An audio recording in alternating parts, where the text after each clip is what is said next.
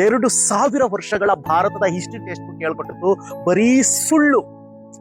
ಭಾರತೀಯ ಚರಿತ್ರೆ ಅಕ್ಷರದ ಗುಲಾಮರಿ. ಯಾರಿಗೆ ಅಕ್ಷರ ಗೊತ್ತಿತ್ತು ಅವರು ಚರಿತ್ರೆಯನ್ನ ತನ್ನ ಮುಂದೆ ಮಂಡಿ ಊರಿಸಿದ್ರು, ನಡು ಬಗ್ಗಿಸಿದ್ರು ಅಂತ.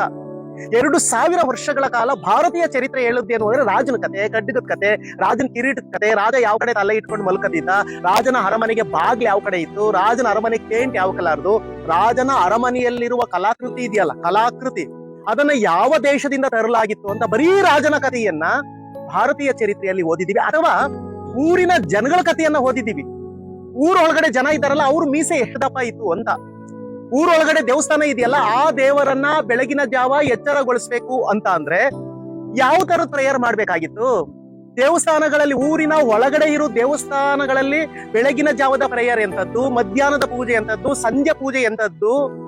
ಬರೀ ಭಾರತೀಯ ಚರಿತ್ರೆಯ ಟೆಕ್ಸ್ಟ್ ಬುಕ್ಗಳು ನಮ್ಗೆ ಹೇಳ್ಕೊಟ್ಟಿರೋದೇನು ಅಂತ ಅಂದ್ರೆ ಊರು ಒಳಗಡೆ ಇರೋ ಜನಗಳ ಕಥೆಯನ್ನ. ಮೊಟ್ಟ ಮೊದಲ ಬಾರಿಗೆ ಭಾರತ ದೇಶದಲ್ಲಿ ಊರ ಹೊರಗೆ ವಾಸ ಮಾಡುತ್ತಿರುವ ಕೇರಿಯ ಜನಗಳ ಬಗ್ಗೆ, ಅನಾಥರ ಬಗ್ಗೆ, ಅಬಲರ ಬಗ್ಗೆ, ಅಂಗವಿಕಲರ ಬಗ್ಗೆ, ಹೆಣ್ಣು ಮಕ್ಕಳ ಬಗ್ಗೆ, ನೊಂದವರ ಬಗ್ಗೆ, ಶೋಷಿತರ ಬಗ್ಗೆ ಮೊಟ್ಟ ಮೊದಲ ಬಾರಿಗೆ ಇಲ್ಲಿನ ನೊಂದವರ ಧ್ವನಿಯನ್ನ ದಾಖಲಿಸಿದ ಒಂದು ಪುಸ್ತಕ, ಒಂದು ಗ್ರಂಥ, ಅದು ನನ್ನ ದೇಶದ ಬಾಬಾ ಸಾಹೇಬ್ ಅಂಬೇಡ್ಕರ್ ಅವರು ಬರೆದಿರುವ ನಮ್ಮ ಸಂವಿಧಾನ.